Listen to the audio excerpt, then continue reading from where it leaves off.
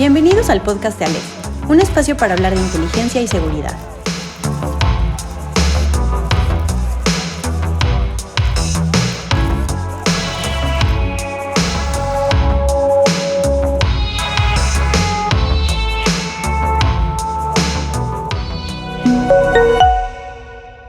Pues bueno, antes que nada, hola a todo el auditorio de Aleph. Me da muchísimo gusto darles la bienvenida a la segunda entrevista de esta serie de pláticas con líderes de seguridad.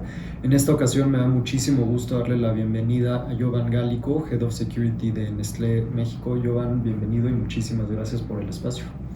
Muchas gracias, Jerónimo. Un placer estar aquí. Pues bueno, Jovan, ¿por qué no comenzamos platicando un poco sobre tu carrera? ¿Cómo y por qué te decidiste dedicar a la seguridad? Con mucho gusto. Buena pregunta, y nada más antes un disclaimer. Lo que vierto aquí, lo que contesto es mi opinión a título personal, no representa de ninguna forma una postura de Nestlé, ninguna de sus marcas, ni de mi trabajo, ¿no? Es 100% a título personal, habla Jovan Gálico, no Jovan Gálico representando a Nestlé. Por supuesto. Entonces, mira, yo a la seguridad empecé a dedicarme, fue casualidad, fue como la gran mayoría de la gente que conozco en esto. Estaba en Israel, me tocó el servicio militar obligatorio, una cosa lleva a la otra, termino en unidades de élite y descubrí una profesión que me llenó demasiado, ¿no? Y básicamente primero porque soy una persona muy enfocada al factor estratégico. Y creo que no hay nada más estratégico que la seguridad. Claro. Hay pocas cosas que son un juego de ajedrez permanente, ¿no? Soy una persona muy lógica en su forma de ver las cosas, entonces también para romper los problemas complejos de seguridad y encontrar soluciones, me llena, me desgasta las también. Es la única profesión que he ejercido en mi vida que realmente llego a mi casa en la noche y la cabeza está lista para dormir, no sigue pensando. Y el tercero, me encanta resolver problemas complejos que nadie le ha encontrado la solución. Y en seguridad siempre estamos retados a hacer más con menos. Generalmente, cuando nos llaman a participar en un tema, cuando no es desde diseño, desde un tema operativo en el que estamos embedidos en la solución, es porque ya todas las áreas operativas, financieras, administrativas del negocio intentaron encontrar una solución y no pudieron. Claro. Y ya entonces nos traen a la mesa, y muchas veces cuando logramos hacer eso, cuando logro resolver un problema que nadie había podido antes, el sentido del deber cumplido, del legado, de satisfacción es enorme, ¿no? Entonces eso es lo que a mí me enganchó completamente con seguridad, que no he encontrado en absolutamente ninguna otra profesión. Increíble. O sea, y aprovechando, ¿nos podrías platicar un poco sobre tu paso en las Fuerzas Especiales Israelíes? O sea, ¿cuál fue la lección más importante que te llevaste de esa experiencia?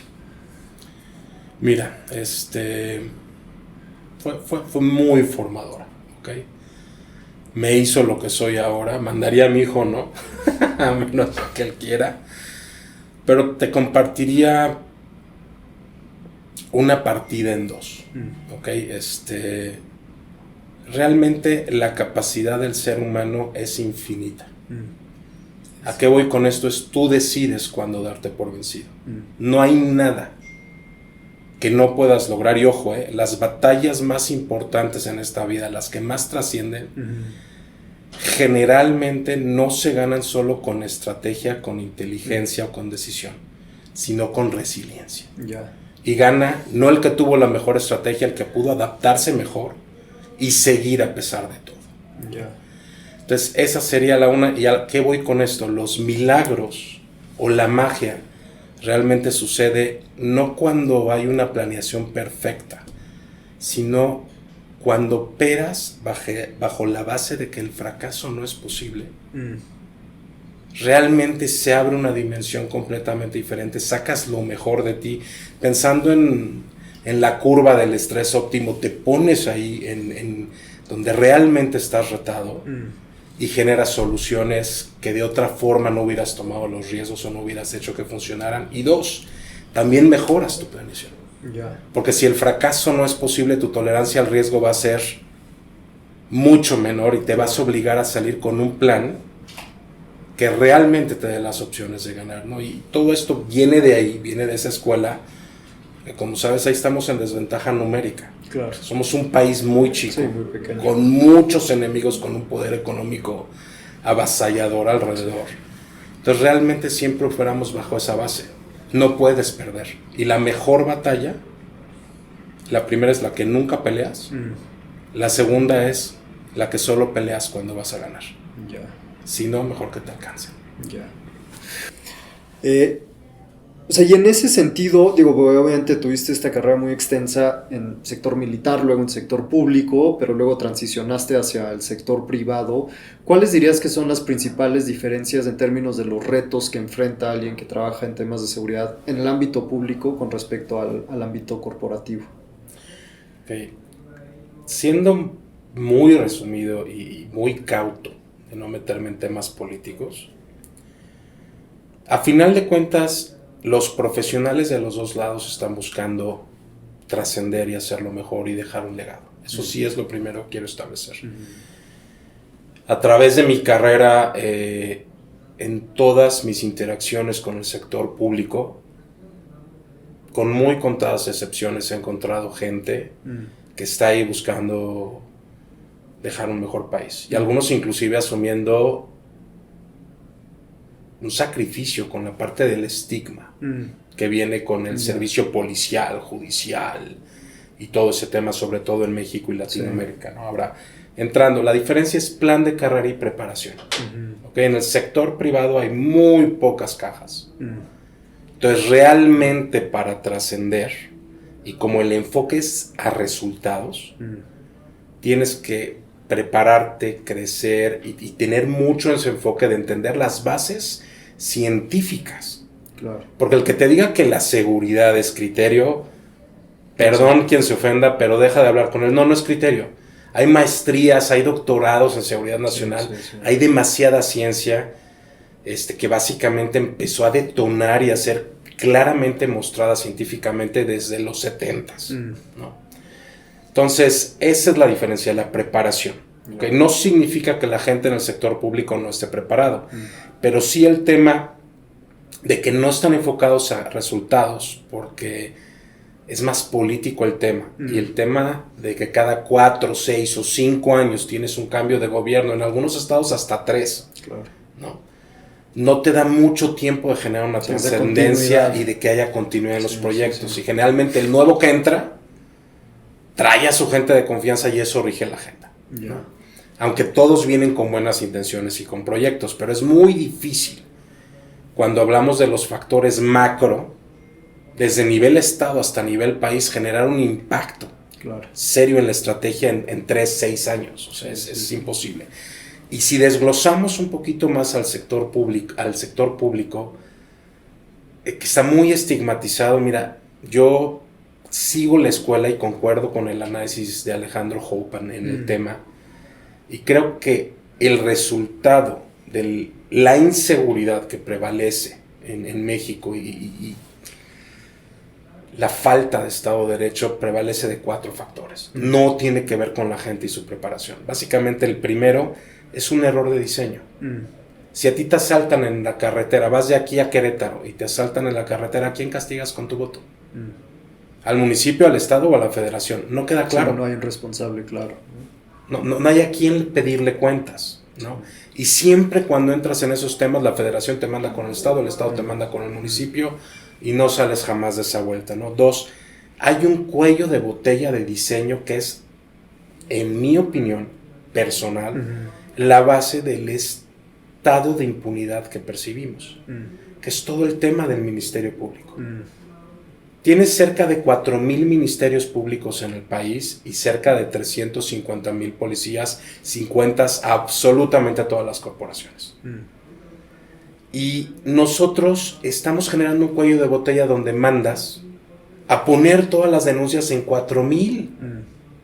No es posible, no hay forma de que eso funcione. En lugar de usar a los 350,000, que aún así es muy poco, y dejar que esos 4,000, como cualquier modelo de país desarrollado, que la fiscalía se enfoque en los temas que impactan la seguridad pública y solo esos casos los atraiga y lo demás se lo delegas a la policía. Sí.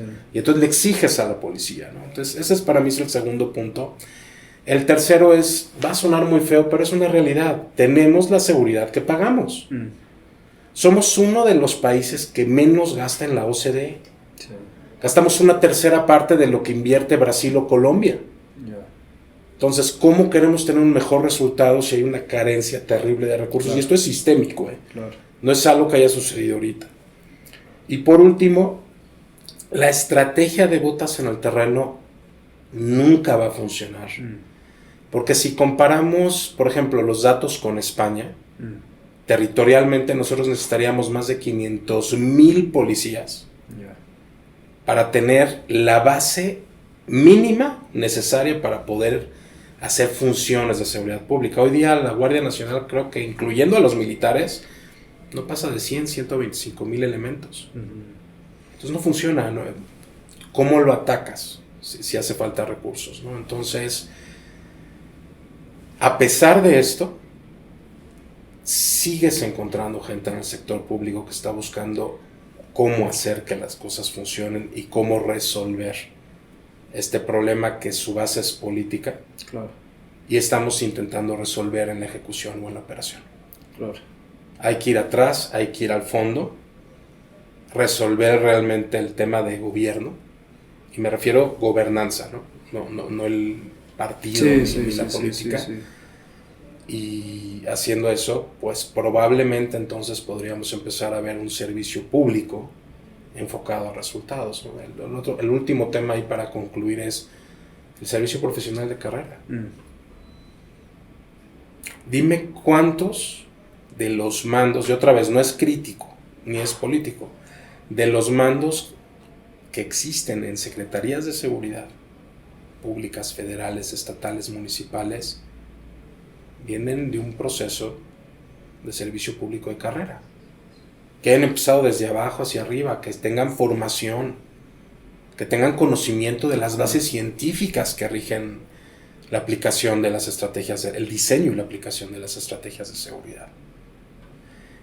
Que vengan desde abajo para que conozcan cómo funcionan los organismos, y no solo los organismos, también las interdependencias que tienes con otros órganos externos para hacer que las cosas sucedan.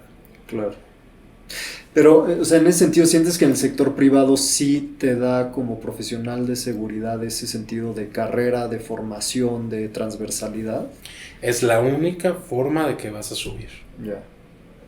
Porque en el sector privado hay dos tipos de cajas. Las que ejecutan la estrategia, las que la gestionan o la administran, y las que la diseñan. Claro.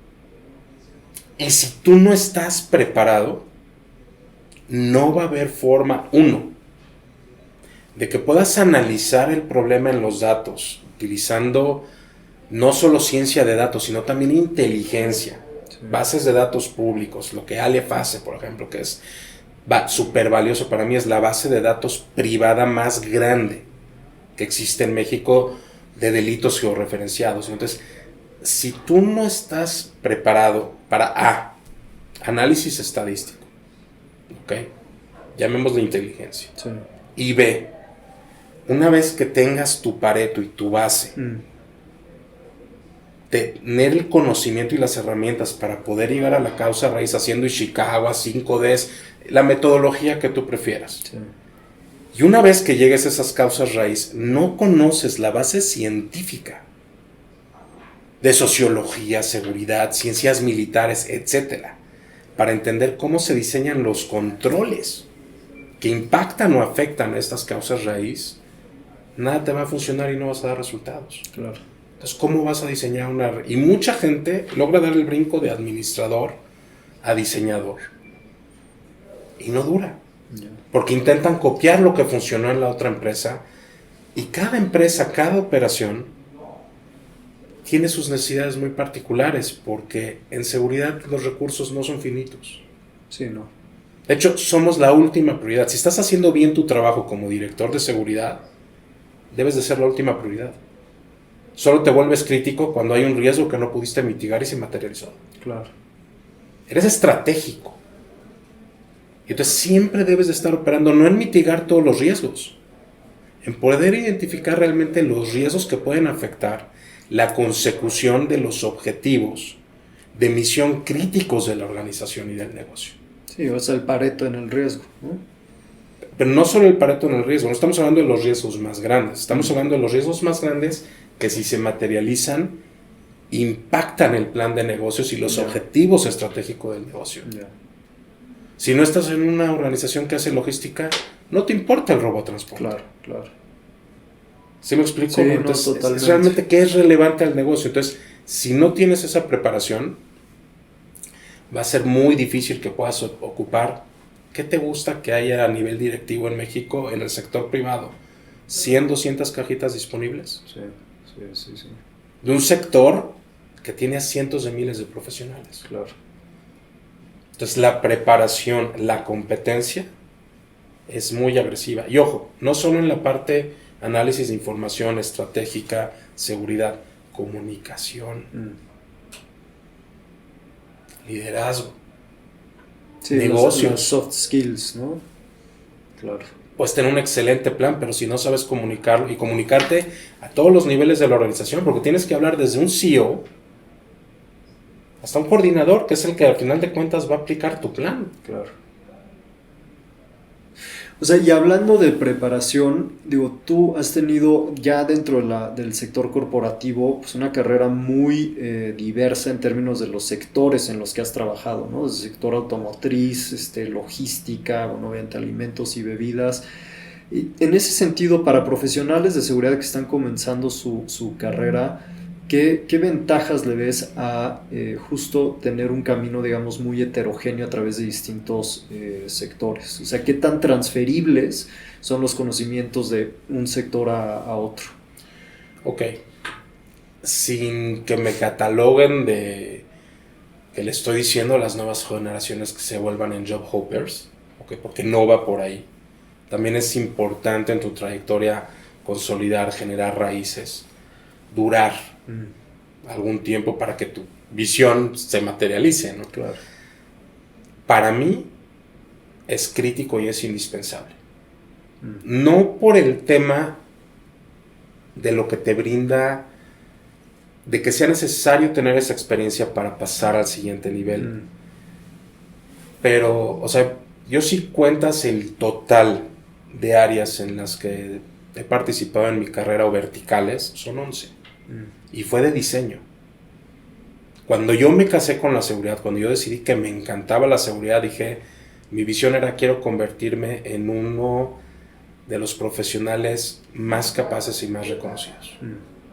¿Cómo lo voy a hacer si nada más tengo la experiencia de un sector o de una empresa?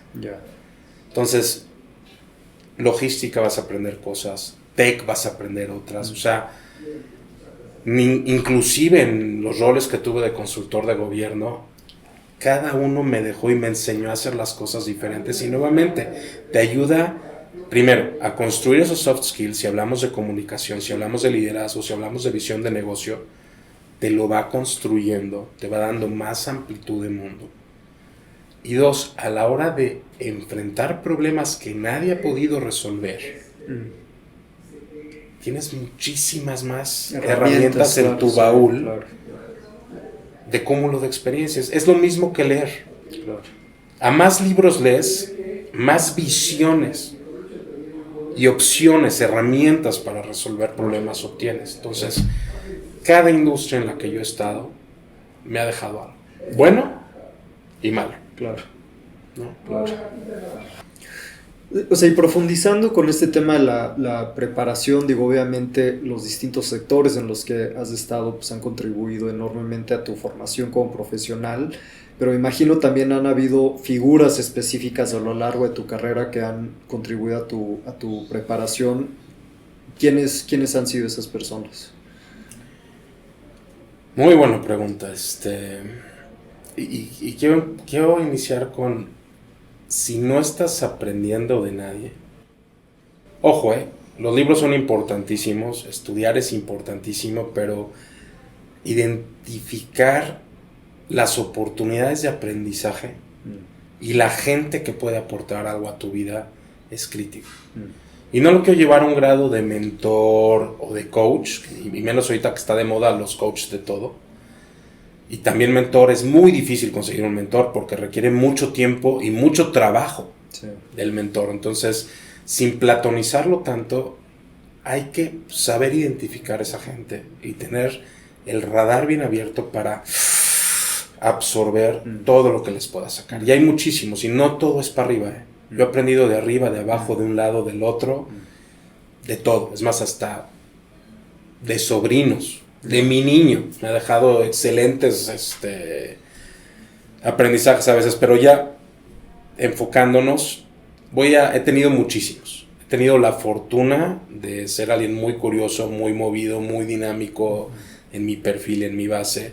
Y todo el tiempo me he estado moviendo, me he codeado con mucha gente que la verdad me ayudó a formarme, pero citaría dos.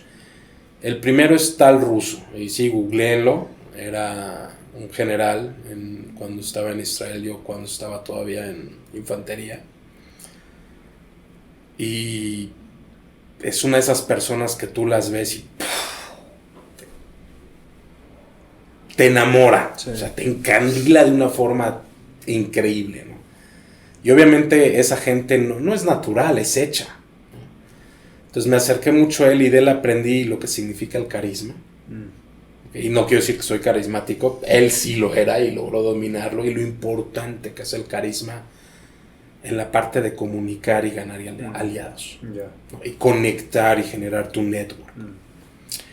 La comunicación, era un excelente comunicador. Liderazgo, era un líder, creo que ya hay muchas definiciones de liderazgo, pero era una de esas personas que si te decía vamos al infierno, decías vamos. Voy contigo, sí.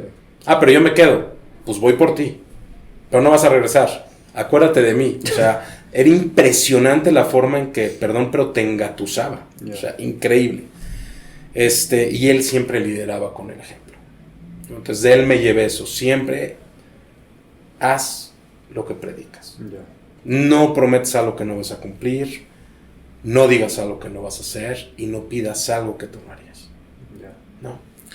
Y el otro, Ehud Barak, tanto como ministro de la defensa como primer ministro de Israel. Sí. Y de hecho de él es buena lectura. Le acaban de autorizar que publique un libro con algunas cosas que ya se desclasificaron. De él lo que aprendí es que la disrupción requiere coraje. Requiere creatividad, fe, creer en ti cuando todos los demás te dicen que estás loco. Obviamente analiza muy bien tus datos, ¿no? Pero si los datos dicen que es negro, aunque todo el mundo diga que es blanco, go for it.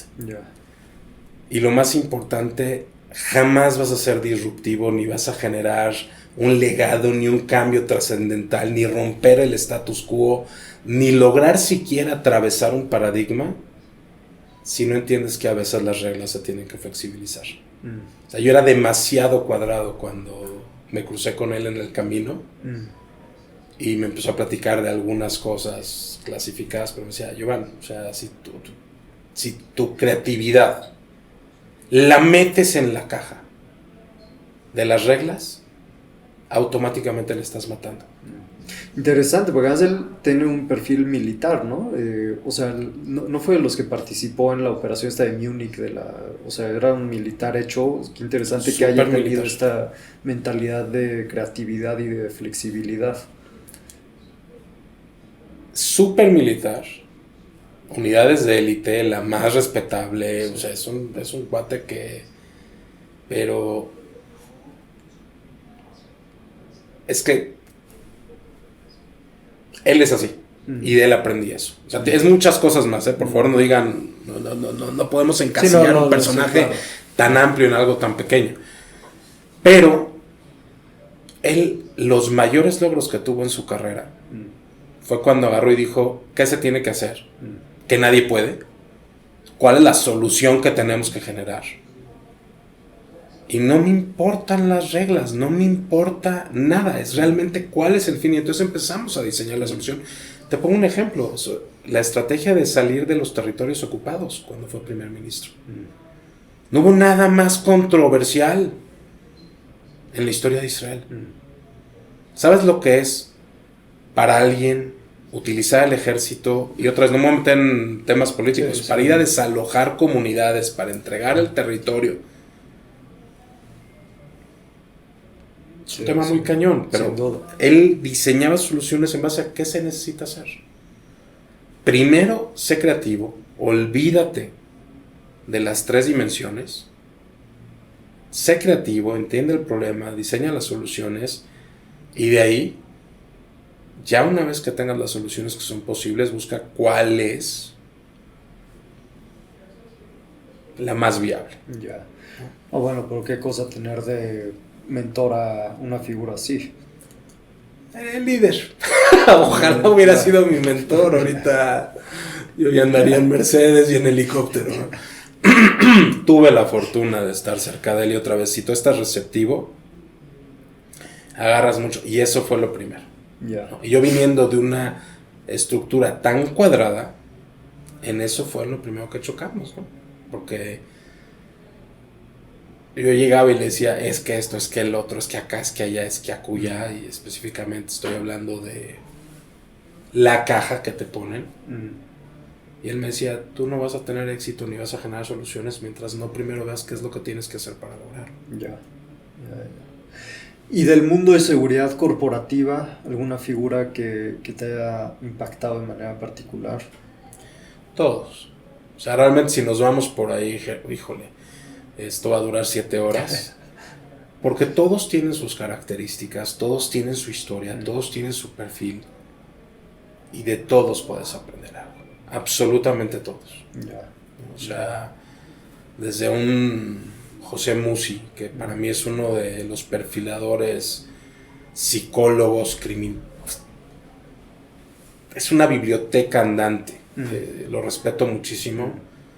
Le aprendí mucho, me dejó muchas lecciones. De él agarré el cariño a los libros. O sea, cuando lo conocí, y sientes esa amplitud mental. Oye, ¿cómo la logras? Pues es que leo sin parar. De ahí agarré el cariño a los libros. Ya. ¿No? Y te puedo seguir citando gente, ¿no? O sea, pero no terminaríamos jamás. Ya. Todos me han dejado algo. De todos he aprendido algo. Y realmente la cantidad de perfiles, la diversidad, la variedad que hay es muy rica en nuestro sector. Y todos tenemos algo en común.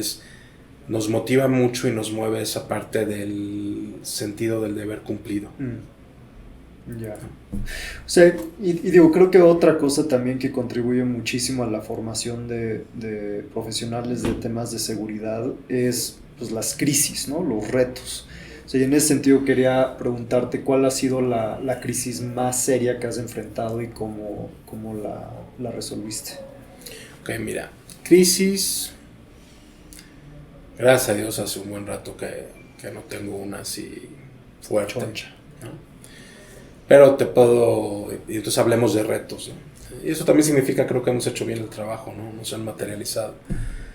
Una vez, obviamente no puedo citar la empresa, pero tuvimos al mismo tiempo un incendio en un aeropuerto, mientras teníamos una amenaza de bomba sobre toda la carga. Y pues el avión tiene que salir porque si no, no llega, no se sortea y no se entregan los paquetes al día siguiente. Digo, no llegan por magia. Yeah. Entonces, me tocó lidiar con eso y la verdad fue uno de los momentos decisivos en mi carrera en el sector privado, porque se notó la diferencia. Se notó la diferencia. O sea, realmente la organización dijo, wow.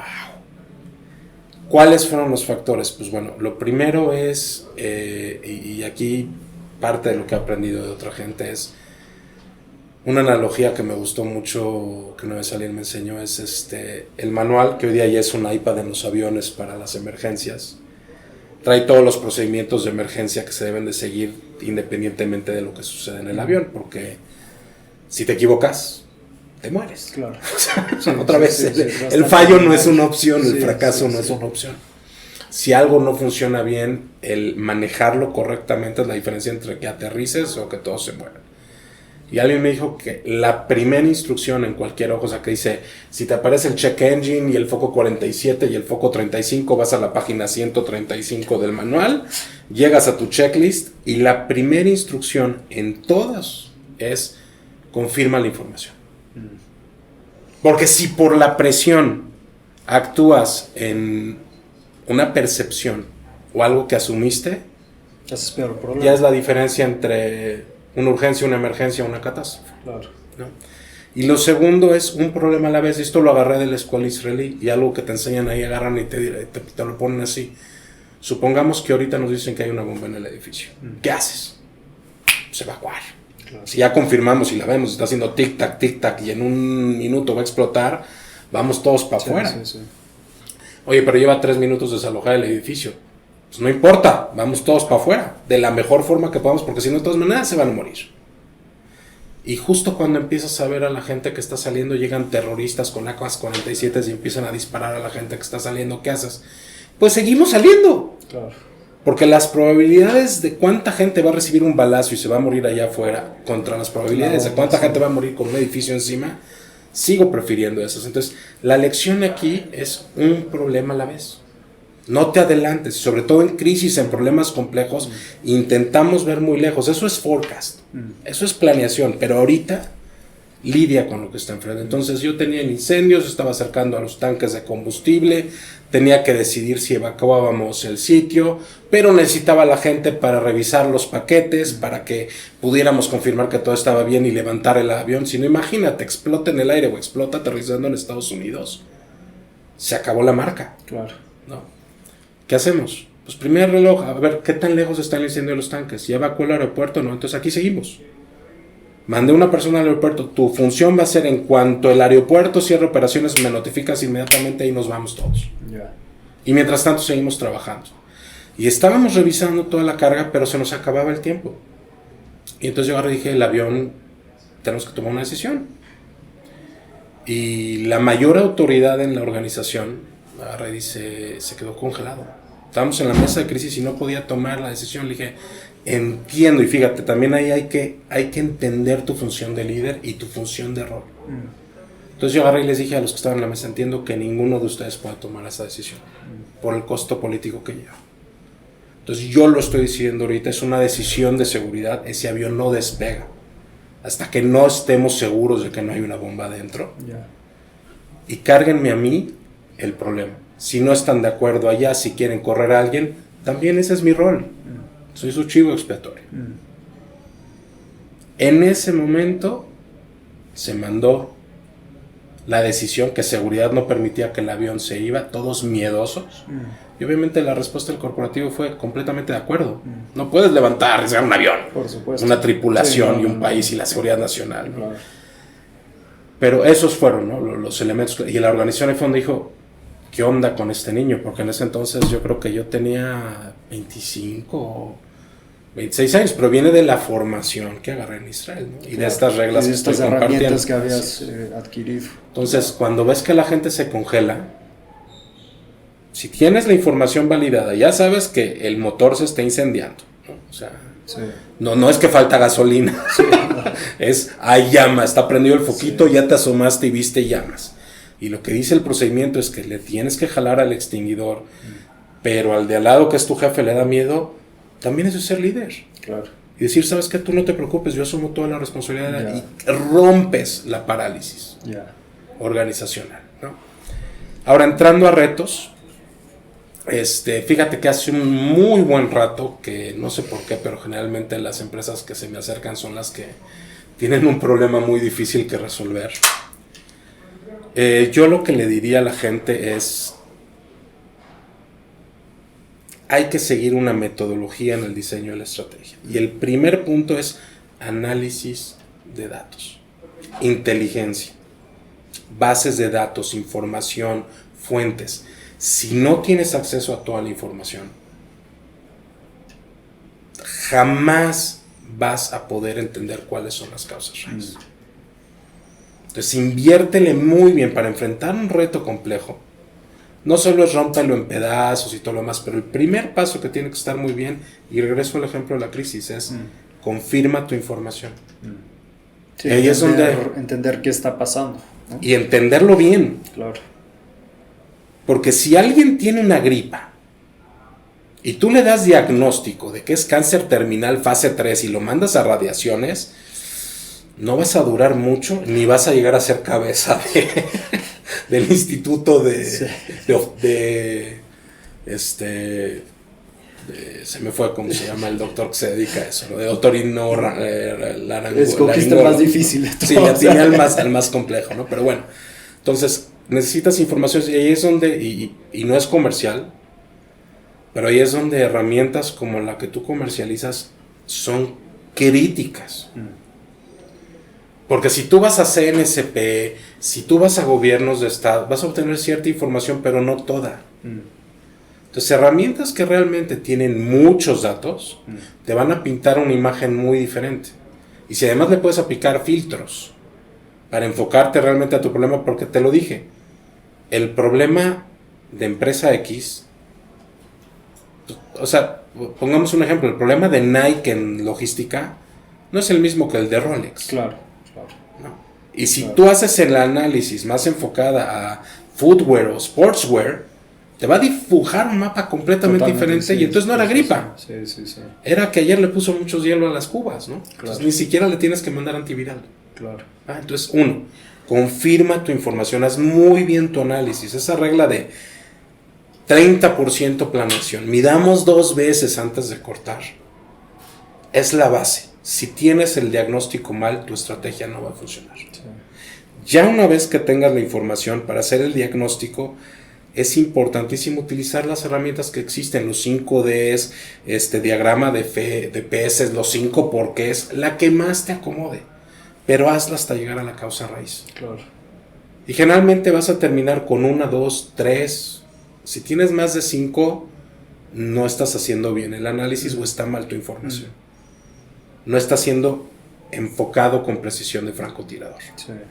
Y una vez que tienes esto, aprende de seguridad, aprende de la ciencia detrás de la seguridad, que rige las reglas que hacen que las estrategias funcionen. Y entonces diseñas una estrategia enfocada en el impacto y enfocada en la causa raíz, y jamás te van a faltar recursos. Ya. Y entonces vas a lograr lo que yo he logrado en la mayoría de mis roles. O sea, yo llego a un lugar que... ¿Cuál es el problema? Las pérdidas. Haces este esfuerzo, día siguiente, 50%, o sea, ya una vez aplicado, 50% de reducción. Enfocas recursos, haces más delgado, haces más eficiente, generas más impacto. Enfrentas los problemas que nadie ha podido enfrentar. Y generalmente los que nadie ha podido enfrentar es porque los datos estaban mal. El diagnóstico estaba mal. O sea, si entiendo bien lo que estás diciendo, es que la información te da el poder de focalizar tus esfuerzos para tener el mayor impacto posible, ¿correcto? Es la única... Sí, voy a citar el principio de Pareto. Principio de Pareto. 20% de las causas tienen el 80% de los recursos. Sí. Si tu dato, tu información no te está llevando a poder crear paretos enfocados en la causa raíz que estás atacando, nada va a funcionar. Estás jugando a la suerte. Claro. Estás jugando a, mexicanismo, chicle y pega. Y la seguridad no es así. Porque tu credibilidad es así. Tu credibilidad en seguridad pende de un hilo.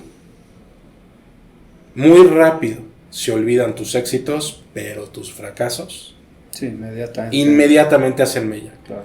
Conozco muy pocos directores de seguridad que hayan cometido un error grave, que hayan prevalecido, porque la inversión, como no hay un plan de carrera, no tienes el mismo apego a inversión a la organización que trae un CFO, un CEO, un HR, un Chief Human Officer. No traes. Entonces la organización no te protege tanto. Sí. No funcionaste, es un rol especializado. No está funcionando, no está dando resultados, el que sigue. Yo necesito a alguien que funcione. Sí. Entonces, si no tienes acceso a la información correcta para poder hacer análisis, poder generar Pareto, poder concluir a través de las herramientas de gestión organizacional cuáles son las causas raíz de ese Pareto y entonces diseñar la estrategia que las ataque. El mundo funciona en base a inputs y outputs. El que da resultados en seguridad no es el que trabaja en los outputs, es el que trabaja en los inputs. Si yo empiezo a trabajar en los inputs hoy, automáticamente estoy haciendo que el output se deje de dar. Y la única forma de trabajar en el input correcto es con datos. Claro. No hay otra, yo no conozco otra. Claro. Puedes tener suerte, pero se acaba. Sí. O sea, y digo, tomando estos principios que nos platicas, digamos, hay ciertos principios obviamente que no cambian, pero hay otras cosas que sí cambian y estamos atravesando un momento de muchísimo cambio como sociedad, como economía. Y dentro de tu carrera, digamos, ¿cuáles han sido los cambios más importantes que has visto en el mundo de seguridad aquí en México? Ok. Muy buen punto y se liga perfecto a lo que estábamos hablando. O sea, antes de hablar de seguridad hay que entender qué cambió en el mundo. Pasamos del mundo de los cambios controlados, donde la calidad lo era todo, y era la primera prioridad, y no liberabas nada si no era perfecto. Y sabías que en 5 años que iba a pasar, y en 10 años que iba a pasar, y la obsolescencia programada, un mundo donde tú hacías tu planeación estratégica, el mediano plazo significaba 3 o 5 años, y el largo significaba 5 días. A un mundo que es volátil, incierto, complejo y ambiguo. Sí. Y cuando te sientas con una persona a hablar de largo plazo, te dice, ¿qué largo plazo? Yo no sé qué va a pasar en 8 meses. El largo plazo ya son 5, 8 meses. Sí. El mediano plazo es entre hoy y los 8 meses. Claro. Ya es una agilidad, un dinamismo, una necesidad de adaptarte al cambio y correr con lo que está sucediendo y con lo que el mercado pide o no sobrevives. Entonces, ese es el mundo que estamos enfrentando hoy. Entonces, esto hace, y ojo, en estas organizaciones donde ya los recursos no son infinitos, cash flow es el rey. Y si cash flow es el rey, las organizaciones hoy día ya no invierten si no hay ROI. El retorno de inversión lo es todo, y ya hay proformas, y tú llegas y dices, quiero 1 millón, ¿y cuánto me vas a regresar? Nada, pues no te doy el 1 millón. Y eso es algo que el mundo de la seguridad tardó mucho en entender.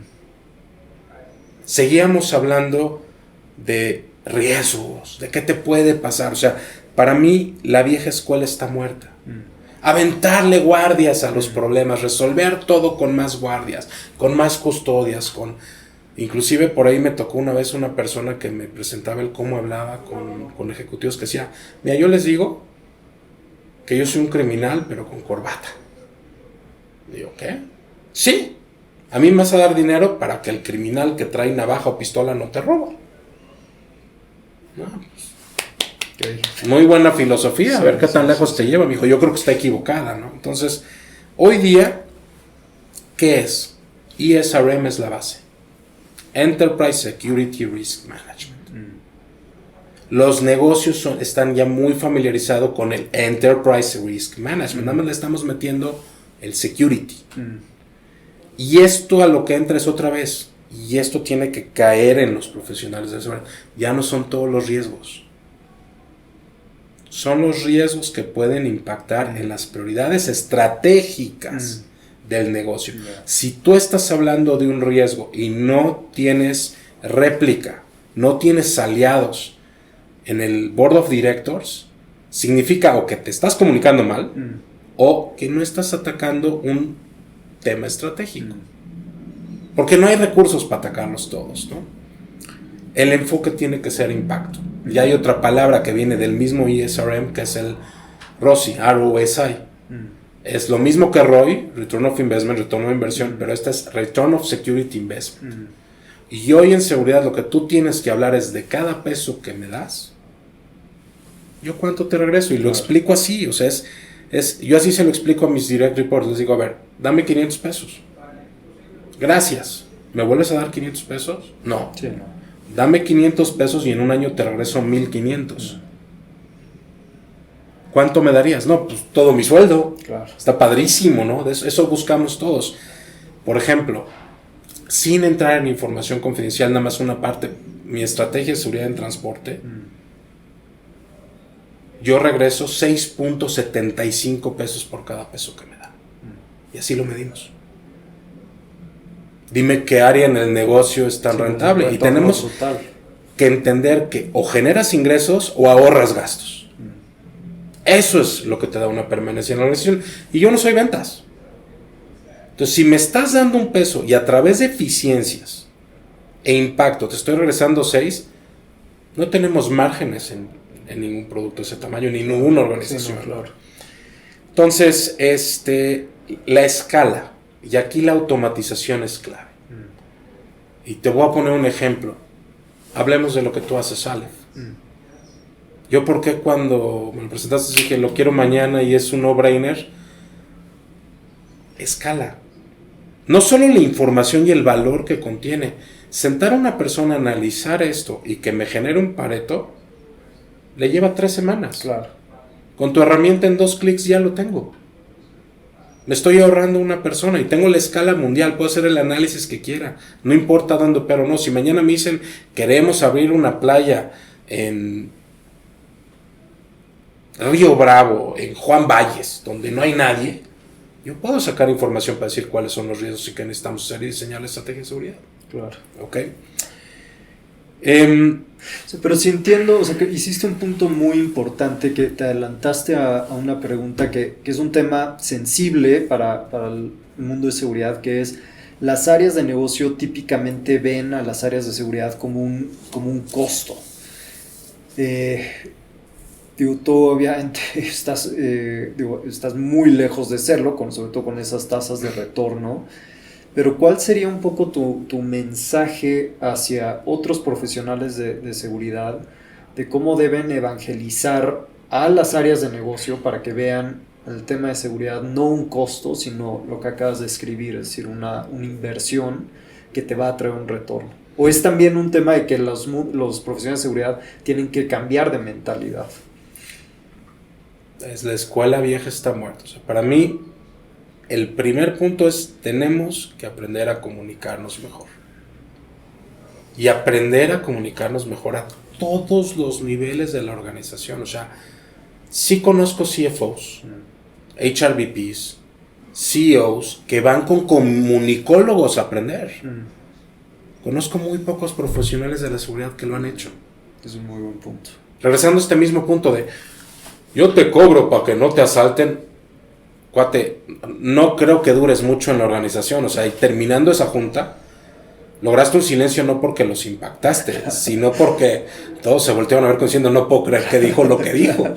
Y te aseguro que en cuanto saliste de ahí fuiste la burla de todos, ¿no? Entonces, el primer tema es: tenemos que aprender a comunicarnos mejor. El segundo es: los únicos que yo conozco que verdaderamente tienen éxito es los que se vuelven estratégicos.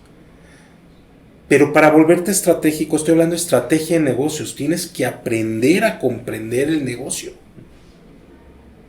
No conozco a nadie que haya tenido éxito sin antes entender el negocio y la estrategia del negocio. Y entonces, cuando entiendes eso, solo presentas iniciativas que dan retorno de inversión. Entonces, si tienes un problema, hay que buscar dónde está el retorno. Te voy a poner un ejemplo. Otra vez, no entro en empresas ni en marcas por temas de confidencialidad, sí. Pero una vez yo empecé con una estrategia de seguridad en transporte y dio resultados muy bien y muy rápido. Automáticamente la reacción del negocio fue: ¡ahora cubre todo! Ok, con mucho gusto. Me fui, hice el análisis y regresé y le dije: es que espérate, lo que no estoy cubriendo, la incidencia es menor a lo que nos costaría cubrirlo. Entonces mi recomendación como experto de seguridad es: sigamos asumiendo el riesgo. No impacta negocio, ni continuidad de negocio, ni reputación, ni marca, ni imagen, ni a nuestra gente. ¿Para qué le vamos a meter dinero? Y ahí ganas credibilidad y ganas aliados. Claro. Es eso, o sea, ese es un cambio que creo que es muy importante. Ningún negocio hoy día, como está el mundo, va a invertir en algo. Regresando al ejemplo de dame 500, te regreso nada. Sí. Nadie te va a dar dinero a como están las organizaciones hoy y a como está la bolsa de valores hoy. Sí. Eso no va a pasar, ¿no? Aunque les digas compliance, CityPad, Vasco, EA, el rol de la gente de negocios es asumir riesgo y invertir dinero para obtener un retorno. No son ONGs. Entonces, ese es un switch muy importante que tenemos que hacer. Y ahí es donde, otra vez, los datos, la inteligencia, herramientas como la de Aleph se vuelven críticas. Si no, no vas a tener la información para poder irte granular al punto que generes un retorno de inversión. Porque ya no todo es dinero, ya no todo es aventar guardias, ya no es custodias para todas las rutas. Eso ya no existe. Protección ejecutiva para todos los VPs, blindajes para toda la organización, GPS para todos los vehículos. No hay recursos para hacerlo. Cierro tal vez con este ejemplo. Hubo una organización donde estuve una vez donde jamás en la vida habían invertido un peso en seguridad. Y era una organización que tú ves y decías, necesitamos esto. No lo necesitamos. Llevamos trabajando así toda la vida.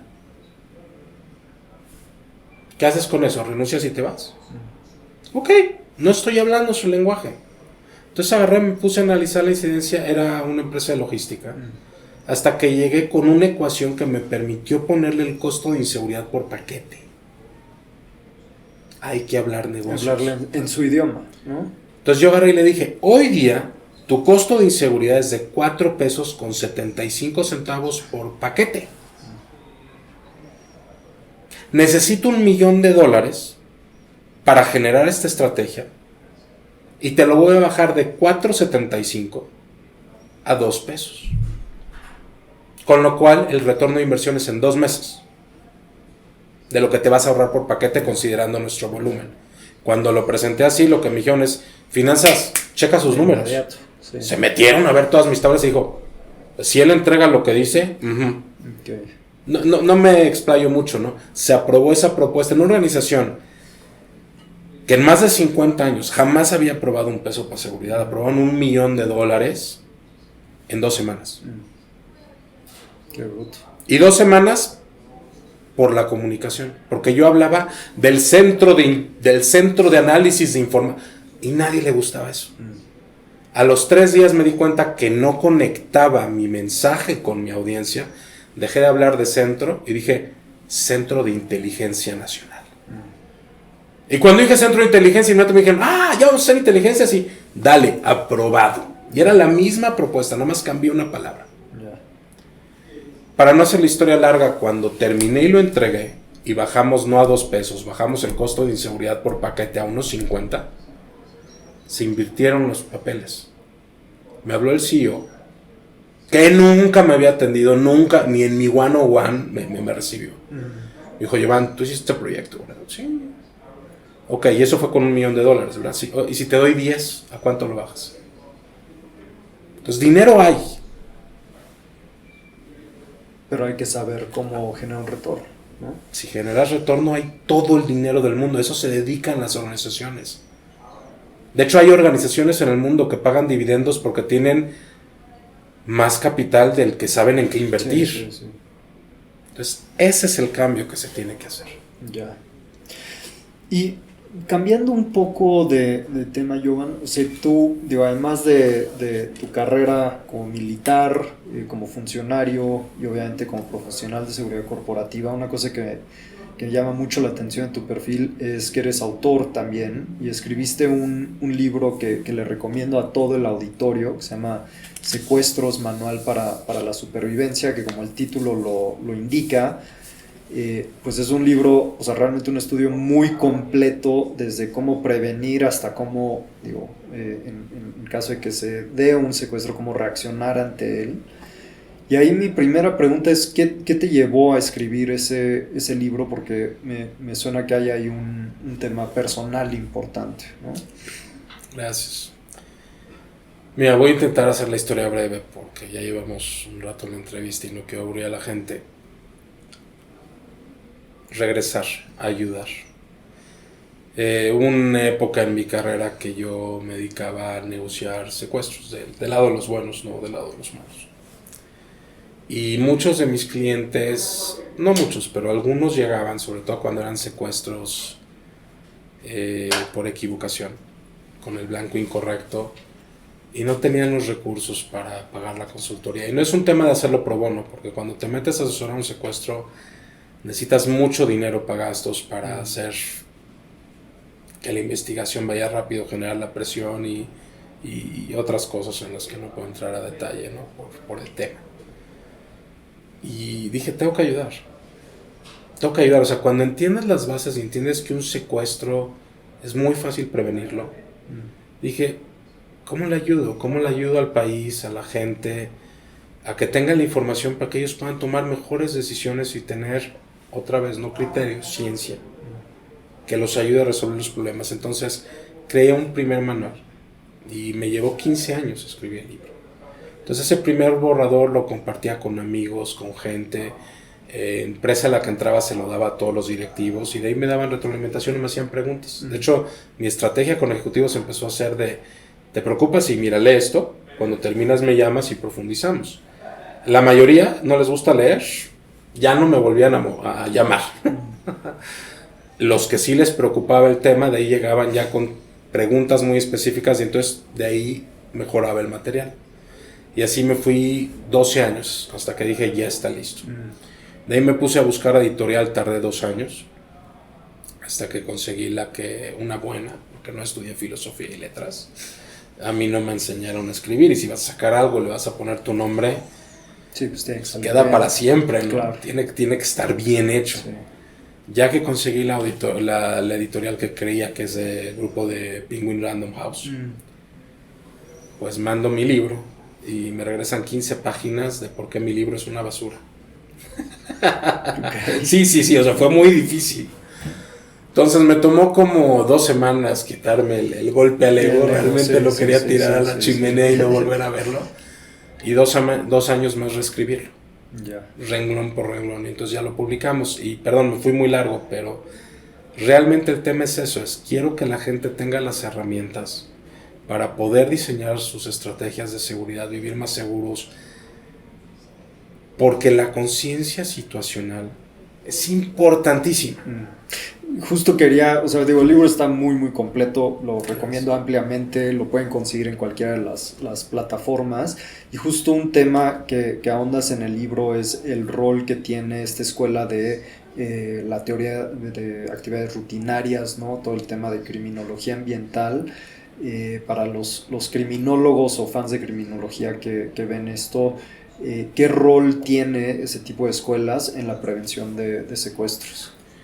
Pues es la base. Es la base de la ciencia, otra vez, no del criterio. No sí. Esto es un tema de pensarle y hacerle y probar. No. O sea, y si nos vamos al tema de actividades rutinarias, esto es Felson y Cohen, 1979. Y doy el título para que quien lo quiera ver, es Social Change and Crime Rate Trends, a Routine Activity Approach. Ellos de 1960 a 1980 publicaron el ensayo en 1979, se dedicaron a estudiar cómo se movía o evolucionaba el índice de crímenes en una época de bonanza económica. Y pues vieron que crecía igual. Eso es lo que establece este estudio. Y entonces, por primera vez en la historia de la criminología, científicamente, con una base, con un estudio científico aceptado y probado, se demostró que la pobreza no es la causa del crimen. Que antes todos iban por esa, bueno, algunas corrientes iban por esa, y ese estudio también permitió salir de centrarte en el criminal, que antes eso era todo, tenías las 4 famosas escuelas que se centraban en el sujeto, pensando que la conducta era un tema del individuo, y en este estudio empezaron a decir, no, realmente son otros factores lo que influyen. El delito es fruto de la falta de control adecuado. Entonces dejaste de estudiar al individuo y empezaste a estudiar qué controles y cómo puedes inhibir la actuación criminal sin importar la intención del individuo. Es la base, para mí, en mi opinión, de la criminología moderna. De ahí vinieron muchas cosas que ayudaron a construir más, ¿no? Entonces, este estudio básicamente lo que dice es que la racionalidad de delinquir parte de la base en factores utilitarios, costes y beneficios de la conducta desde la perspectiva de la persona. O sea, ¿cuáles son los riesgos?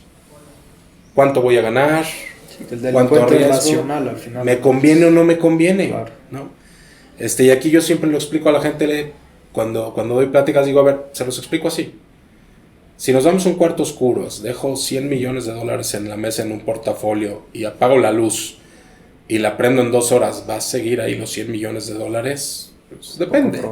Es poco probable. Si los meto en una caja fuerte, un poquito más. Si los meto en el banco, mucho más, ¿no? Entonces, eso es lo primero.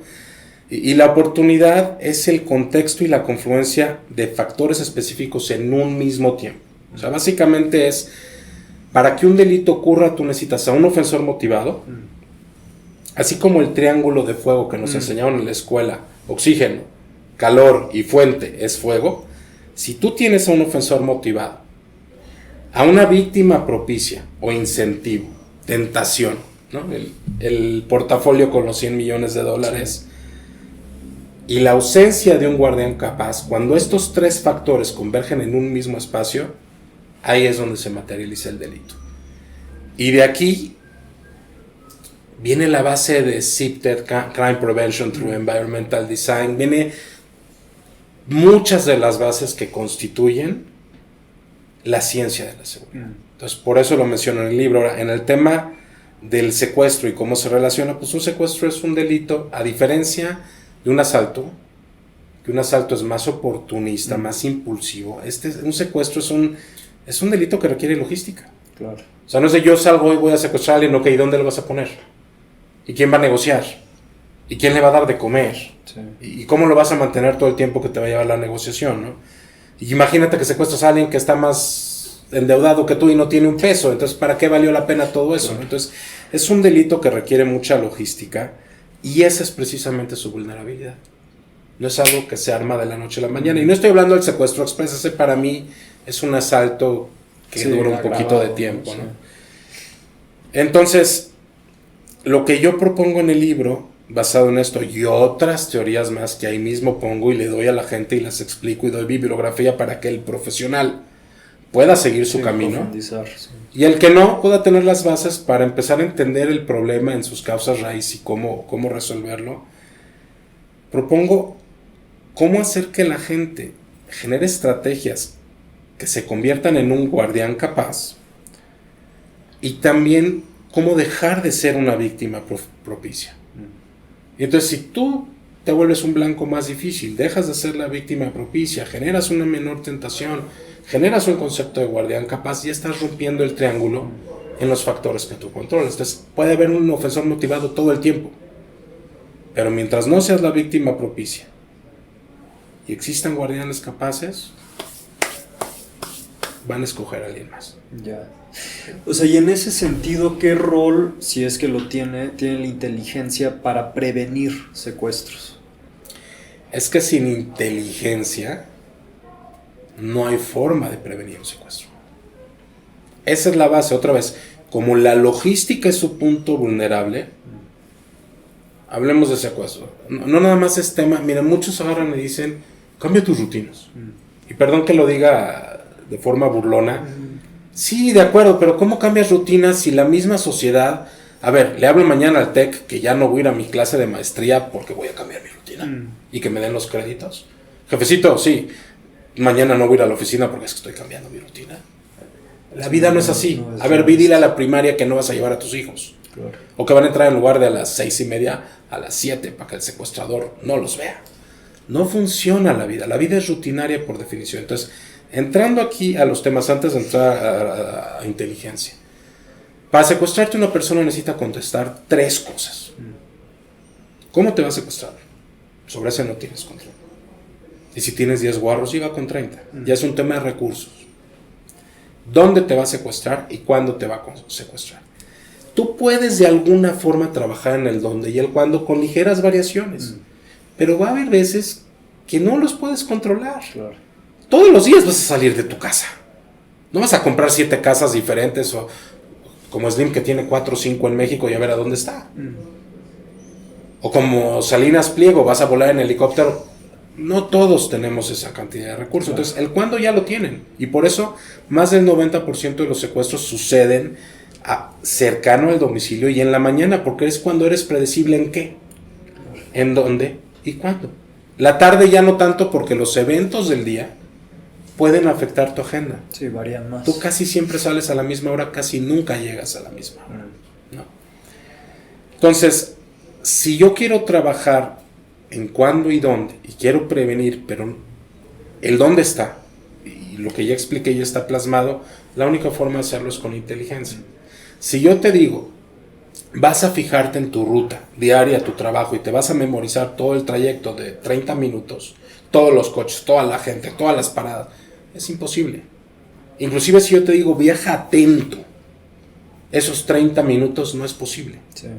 Entonces el primer punto es, genera rutas diferentes, para que en lugar de estar 30 minutos atento, si tú generas 5 o 6 rutas diferentes, vas a bajar solo a 5 o 6 puntos que coinciden en esas 5 o 6 rutas. Entonces ya es posible memorizar, ya es posible aprender, ya es posible enfocarte, ya es posible estar alerta. 30 minutos cada coche que se me cierre, voy a asumir que es un secuestro y lo voy a matar. No. Pero sí se les llama puntos de ahogo, ¿no? Esos puntos que coinciden. Pero si es un punto de ahogo y coincide una con otra, pues ya sabes. Y también ya puedes armar tu plan de escape. Entonces, generas diferentes rutas, identificas los puntos que coinciden en ellas. Ahora tienes que hacer inteligencia. Sin inteligencia, sin datos, ¿cómo vas a escoger las 6 rutas que más te convienen? Claro. ¿Dónde tienes menos riesgos? ¿Dónde tienes más puntos de salida? ¿Dónde ha habido más secuestros? Y para eso necesitas acceder a información y información confiable. Y ojo, si hablamos de secuestro, tiene una cifra negra de 9. Sí, sí, sí. Es enorme, ¿no? Entonces, datos y ahí herramientas como la tuya, como la que ustedes ofrecen, se vuelven muy importantes, ¿no? Una vez que tienes esto, ahora sí, esos puntos que es normal, ¿cuál es la rutina? Veo un coche que no coincide en un punto, ¿me vuelvo paranoico? No tanto. ¿Ves el mismo coche en 2 o 3 puntos diferentes? Claro, ahí Sí, hay algo raro. ya hay algo. Algo está pasando. Y eso es la inteligencia. O sea, solo es posible hacer inteligencia de ruta cuando aplicas todos estos conceptos. Y solo entonces tú puedes detectar que algo está sucediendo en torno a ti. Y si lo detectas, entonces tú ya les empiezas a hacer contrainteligencia y bla, bla, bla, y ya entramos a un tema mucho más amplio, pero ahí es donde puedes romper la cadena. Ya. Ahí es donde generas al guardián capaz porque detectaste la acción enemiga mucho antes de que se materialice el ataque y la puedes inhibir y dejas de ser víctima favorable. Rompes el triángulo del delito. Yogan, de verdad, o sea, muchísimas gracias, has dado una verdadera cátedra, se notan todos esos años de experiencia y de verdad no me queda más que agradecerte muchísimo por el espacio que nos has dado y la generosidad de todos los insights que nos has compartido.